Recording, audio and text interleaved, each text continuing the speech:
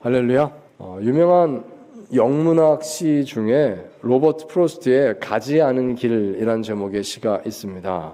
우리에게는 피천득 작가의 번역본이 많이 알려져 있는데요. 제 1년과 마지막 년만 제가 이 시간 읽어드리고자 합니다. 노란 숲속에 길이 두 갈래로 났었습니다. 나는 두 길을 다 가지 못하는 것을 안타깝게 생각하면서 오랫동안 서서 한 길이 굽어 꺾여 내려간 데까지, 바라다 볼 수 있는 데까지 멀리 바라다 보았습니다.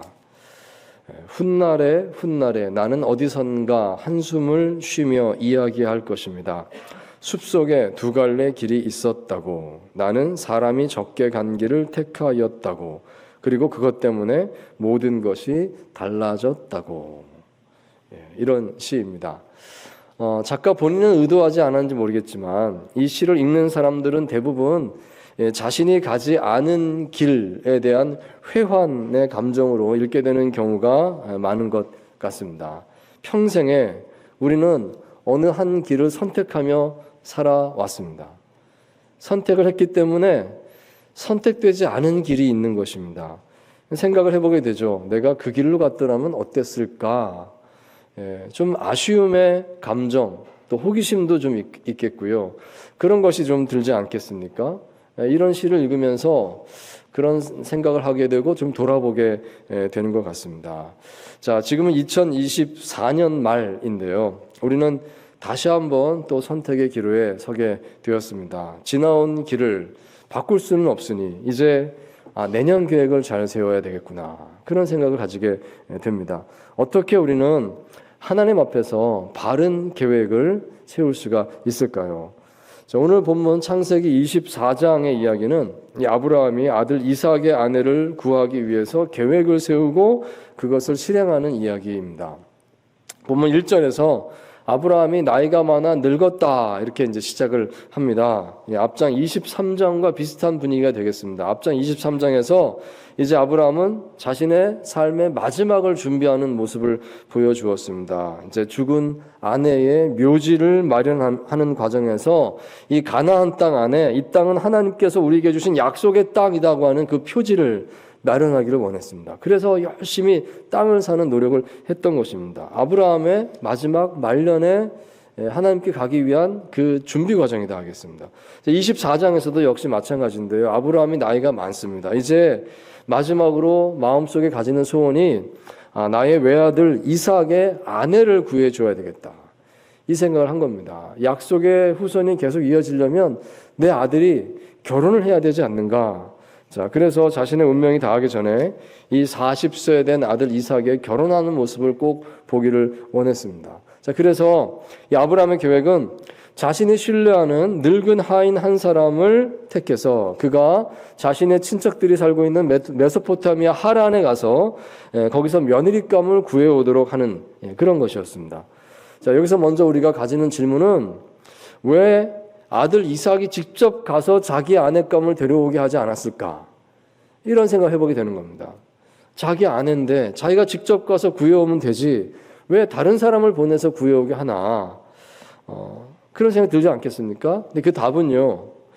아브라함이 아들 이삭이 직접 하란에 가서 그 땅을 보는 것을 원치 않았다 하는 것입니다.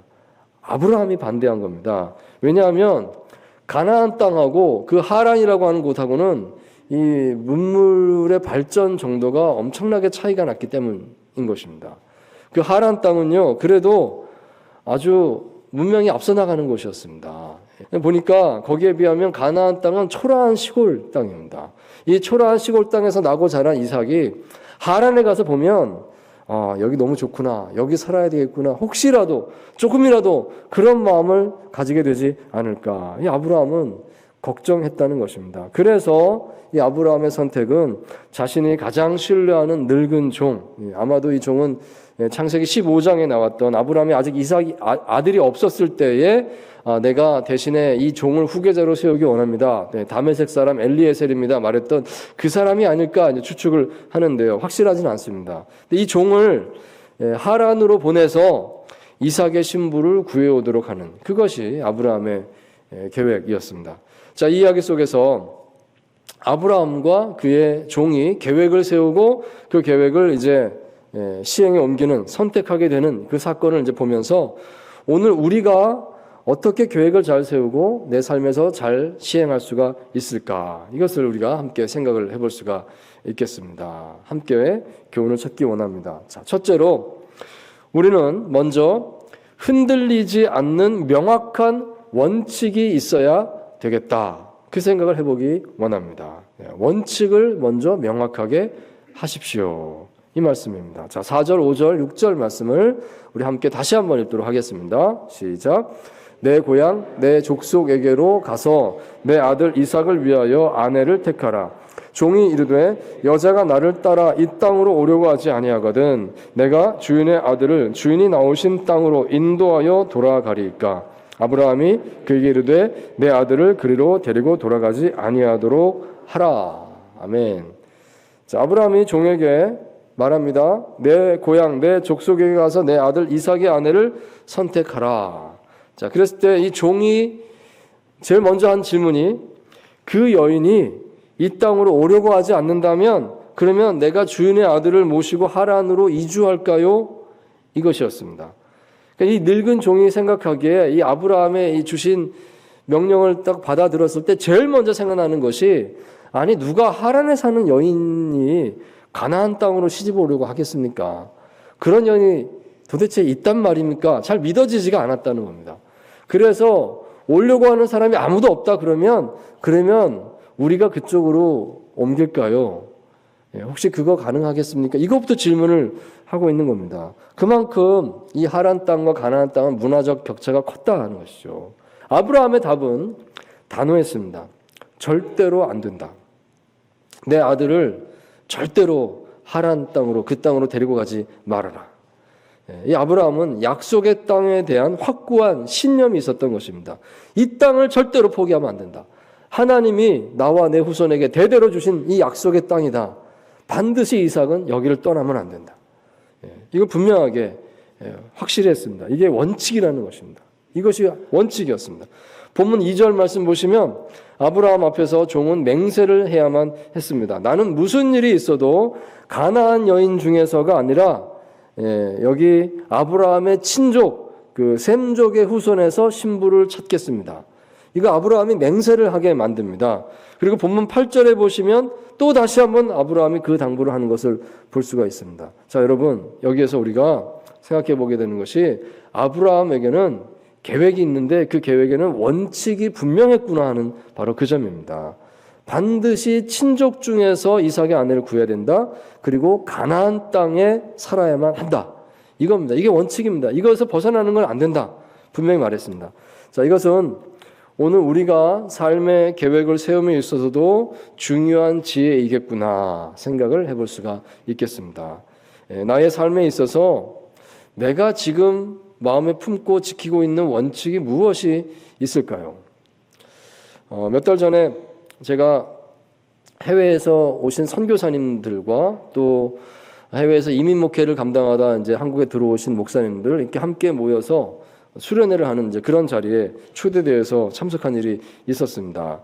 그 자리에서요, 이제 은퇴를 얼마 남겨두지 않고 있는 이제 선배 목사님 한 분이 그분도 이제 이민 목회를 하다 오셨는데 그분이 여러 우리 후배들 앞에서 말씀을 전하시는 그런 시간이 있었습니다. 근데 그분이 말씀 중에 이런 말씀을 하셨습니다. 이게 나의 원칙입니다. 몇 가지를 얘기하셨는데 그 가운데서 이게 참 기억에 남습니다.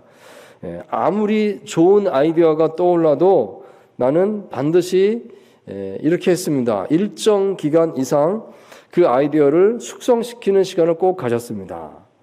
이런 말씀을 하세요. 야, 이거 정말 좋은 아이디어인데 생각이 떠올라도 당장 이거 합시다 라는 말 안 했다는 겁니다. 반드시 시간 여유를 두고 기도하고 또 가까운 사람과 의논해보고 대화하고 하면서 다시 한번 체크하고 하나님 뜻이 혹시 아닐까 기다려보는 이런 시간을 반드시 나는 가졌습니다. 이게 내 삶에 지금까지 일하는 원칙이었습니다. 이런 말씀을 하시는 것이 제 마음에 참 기억에 남았습니다. 아, 그렇지, 지혜롭다. 그렇게 해야 되겠다. 나도 그러면 좋겠다. 이런 생각이 들었습니다. 여러분도 혹시 그렇게 생각하는 게 있으십니까? 내 삶에 이게 원칙입니다. 나는 이거 꼭 지킵니다. 그런 거 있습니까? 만약에 여러분들 자신의 삶을 볼 때에 이게 원칙이다 잘 생각나지 않는다고 하면 한번 잘 생각하고 적어보면 좋을 것 같습니다. 그러면 도움이 될 것입니다. 그것이 어떤 자기 편견이나 아집이 아니라면 정말 성경적으로 맞는 것이라면 우리가 한번 잘 기억하고 삶에 적용하는 것이 나의 계획을 세우는데 큰 도움이 될 것입니다. 어떤 30대 신혼부부가 이렇게 말하는 걸 들었습니다. 매년 여름마다 단기 선교를 꼬박꼬박 나가는 거예요. 해외로. 그래서 제가 물어봤습니다. 아니 왜 이렇게 단기 선교를 그 해마다 열심히 나가냐고. 또 모든 휴가를 반납하고 다 거기 쓰는 거거든요. 왜 그렇게 하냐고 물어봤어요. 그랬더니 하나님 앞에 그렇게 정했다는 겁니다. 우리는 결혼할 때부터 10년간은 무조건 해마다 단기 선교 나가기로 결심하고 결혼했어요. 그래서 지키는 겁니다. 이렇게 이제 말을 한 걸 들었습니다. 어떻게 보면 그것이 그 집에 그들에게는 원칙입니다. 10년간은 우린 매년 해외 단기 선교 봉사 갑니다. 정했다는 거예요. 또 어떤 분은 이렇게 말하는 것도 봤습니다. 새해 주일 예배뿐만 아니라 올해는 내가 수요 예배도 빠지지 않고 1년 내내 섬기기를 원합니다. 이렇게 말씀하신 분도 보았습니다. 그럴 수도 있겠다 생각이 듭니다. 나는 가정 예배 꼭 드리겠습니다. 일주일에 한 번 이상은 꼭 가정 예배 드리겠습니다. 이렇게 결정한 가정도 있고요. 뭐 등등 이런 것들이 많이 있습니다. 이런 것들이 우리 삶의 원칙이 된다 하겠습니다. 원칙을 먼저 한번 생각해 보시면 좋겠습니다. 한번 내년을 바라보시면서 여러분들도 내 삶에 우리 가정에 원칙이 뭐가 있을까? 이러면 좋겠다. 한번 적어보시면 좋겠습니다. 권면의 말씀을 드립니다. 먼저 원칙을 분명히 세워놓고 지키는 것이 우리 삶의 계획을 세우는 데 있어서 큰 지혜다. 큰 도움이 될 것이다. 이것을 우리가 알 수가 있겠습니다. 자, 두 번째로 하나님의 손길에 대한 합당한 기대를 가지시기 바랍니다. 내 삶에 반드시 하나님의 도우심이 있을 것입니다. 이것을 기대할 줄 알아야 우리가 계획을 잘 세울 수 있지 않겠습니까? 자, 7절 말씀 또 같이 읽겠습니다. 시작. 하늘의 하나님 여호와께서 나를 내 아버지의 집과 내 고향 땅에서 떠나게 하시고 내게 말씀하시며 내게 맹세하여 이르시기를 이 땅을 내 씨에게 주리라 하셨으니 그가 그 사자를 너보다 앞서 보내실지라 내가 거기서 내 아들을 위하여 아내를 택할지니라. 아멘. 자, 여기 말씀 가운데서 그가 그 사자를 너보다 앞서 보내실지라 아브라함이 이렇게 말을 하는 겁니다. 이 말씀 한번 눈여겨보시기 바랍니다. 이것은 아브라함의 하나님을 향한 합당한 기대였습니다. 이건 아브라함의 지난 삶에서 얻은 확신이다 하겠습니다. 내가 오늘 성실히 하나님의 뜻을 따르기 위해서 최선을 다한다면 그러면 하나님은 나보다 먼저 앞서가셔서 나의 길을 예비해 주십니다. 아브라함 이것을 확신하고 있었습니다. 창세기 22장에 결정적인 사건이 있죠. 아브라함은 독자 이삭을 번제로 하나님께 올려라. 이 하나님의 명령을 받았을 때에 정말 어려운 명령이었습니다. 어떻게 외아들을 제사에 그것도 제물로 바친단 말입니까? 하지만 그는 순종했다는 것입니다. 내가 어렵지만 하나님께서 하실 것을 믿고 순종했습니다. 그랬더니 여호와 이레 거기 나오죠. 여호와 이레 하나님께서 이삭도 살려주시고 그리고 따로 제물도 준비해 주셨습니다. 그래서 모든 것이 잘 되었습니다. 아브라함은 분명히 깨달았다는 것입니다. 내게 오늘 하나님 맡기신 그 상황에 그 명령에 내가 순종한다면 그렇다면 내가 잘 모를다 할지라도 그 앞날도 하나님께서 먼저 가시고 반드시 예비해 주시는 줄 믿습니다. 그 확신이 있었다는 것입니다. 여러분 오늘 우리가 자신의 삶을 계획함에 있어서도 이런 확신이 중요하다 하겠습니다. 합당한 기대가 있어야 되겠습니다. 내가 오늘 주어진 상황 안에서 최선을 다한다면 그러면 그 최선을 다한 그 이상 그 다음 알 수 없어요. 나도 내 힘으로 안 되는 거니까 그럴 때에 하나님께서 앞서 가시는 줄 믿습니다. 하나님께서 길이 되어주시는 줄 믿습니다. 여러분 그 확신을 꼭 가질 수 있기를 바랍니다. 그게 있어야 내가 오늘 계획을 잘 세울 수가 있겠구나 생각을 해보게 됩니다. 간혹 보시면 너무 많은 염려를 가진 나머지 아예 계획 자체를 포기하시는 분들이 계신 것 같습니다. 계획을 세우면 뭐해요? 어차피 뜻대로 안 되는 거. 그냥 그때그때 살죠. 뭐하러 계획을 세웁니까? 마음의 상처만 받죠. 혹시 그런 분 계신가요? 그렇게 생각하지 않았으면 좋겠습니다. 내가 할 수 있는 만큼 계획을 세우는 겁니다. 그리고 그만큼 최선을 다하는 겁니다. 최선을 다하고 내 최선을 다하는 모습을 하나님이 보셨을 때에 나머지 내 능력 밖에 있는 것들은 하나님께서 책임져 주시는 줄 믿습니다. 그 믿음을 여러분 반드시 가지시기 바랍니다. 여러분 이 찬양 아시죠? 날이 저물어 갈 때 빈들에서 걸을 때 제가 가사를 읽어드리겠습니다. 시간 관계상 날이 저물어 갈 때 빈들에서 걸을 때 그때가 하나님의 때 내 힘으로 안 될 때 빈손으로 걸을 때 내가 고백해 여호와 이래 주가 일하시네 주가 일하시네 주께 아끼지 않는 자에게 주가 일하시네 주가 일하시네 신뢰하며 걷는 자에게 아멘. 내가 최선을 다합니다. 근데 이게 다가 아니지 않습니까? 나머지는요 주님께서 일하시는 줄 믿습니다. 주께 최선을 다하는 자에게 주님께서 반드시 앞서가시고 일하십니다. 여러분 그 기대를 그 믿음을 가지고 계획을 세울 수 있기를 바랍니다. 자, 세 번째로 기도와 함께 시행해 나가십시오 하는 것입니다. 기도와 함께 실행에 옮겨 나가십시오. 여러분 그 어떤 계획도 100점짜리 계획은 없는 것입니다. 다 인정하실 것입니다. 막상 실행하는 현장에 서게 되면요 예상하지 못했던 복잡한 문제가 반드시 꼭 있습니다. 그러므로 중요한 것은 기도하는 것입니다.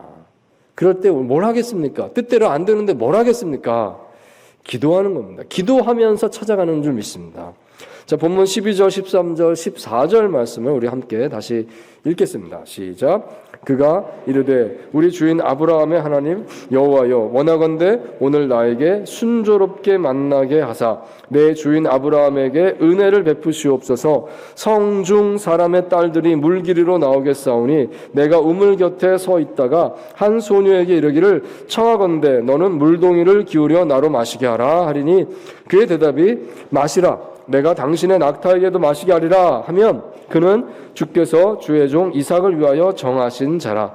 이로 말미암아 주께서 내 주인에게 은혜 베푸심을 내가 알겠나이다. 아멘. 자, 이 내용은 아브라함의 종의 기도문입니다. 이렇게 기도했다 소개를 하고 있습니다. 아브라함의 종이 드디어 낙타 10피를 끌고 그 낙타에 온갖 보물을 다 실어서 헤브론에서 하란까지 그 거리가 한 800km 정도 된다라고 얘기합니다. 꾸불꾸불 이제 가는 길이니까 올라갔다 내려갔다 하면 한 800km 정도 될 것이다. 그 길을 갔습니다. 먼 길을 갔습니다. 아마 한 달쯤은 걸리지 않았을까 생각이 드는데요. 굉장히 조마조마하고 위험한 길이었을 겁니다. 보물을 잔뜩 싣고 가는데 강도를 만나면 어떻게 되겠습니까? 힘들게 마음 졸이면서 그 길을 끝까지 왔습니다. 마침내 도착했습니다. 자, 그러면 우리가 생각에 도착했구나. 그러면 안전한 곳에 가서 일단 쉬겠구나 하는 생각이 드는데 아니었습니다. 본문 말씀 보시면 그는 하란에 도착하자마자 우물가로 갔다라고 되어 있습니다. 왜 우물가로 갔을까요? 우물가는 여인들이 주로 모이는 곳이었습니다. 여인들이 이제 식사 때가 되기 전에 먼저 물길로 나오는 그런 우물가였던 것입니다. 거기 옆에 앉아서 그는 누가 우리 주인의 아들의 아내감일까 여기서 한번 찾아보자 이 마음이었다는 것입니다. 그러니까 사명에 투철한 사람인 것을 알 수가 있어요. 그 피곤한데도 일단 사명부터 나는 수행한다. 거기 와서 앉았다는 것입니다. 자, 그렇지만 막상 그 자리에 와 있을 때에 이 아브라함의 종은 자신이 할 수 있는 것이 더 이상 없다는 것을 알게 되었습니다. 무슨 수로 알아보겠습니까? 여인들이 왔다 갔다 하는데 저 중에서 누가 선택받은 사람인지를 무슨 수로 알겠습니까? 그래서 그때 그가 한 일은 기도하는 것이었습니다. 아주 간절하게 그리고 구체적으로 기도했습니다. 이렇게 알아보게 하여 주시옵소서. 그 기도 내용을 우리 함께 읽은 것입니다. 여러분 기도 내용을 잘 보시면 상당히 황당한 기도였음을 알 수가 있습니다. 사실 그래서 더 명확한 분별의 기도가 됐던 것이죠. 이 아브라함의 종은요, 아주 어려운 사인을 요구하고 있습니다. 우리 주인 아브라함의 하나님, 내가 물을 달라고 청해 보겠습니다. 근데 그 여인이 내게 답을 할 때에 나에게 물을 줄 뿐만 아니라 자발적으로 당신 낙타가 많군요. 당신의 낙타들에게도 내가 물을 주겠습니다. 라고 그렇게 말하고 그렇게 시행하는 여인이 있다면 그 여인이 바로 하나님 보내신 여인인 줄 알겠습니다. 이렇게 이제 기도를 한 겁니다. 여러분, 낙타 한 마리가 마시는 물의 양이 얼마나 되는 줄 아십니까?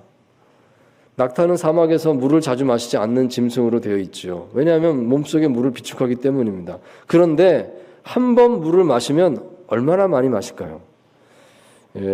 약 한 100리터 정도는 보통 마신다고 합니다. 한 마리가요. 10마리를 끌고 왔습니다.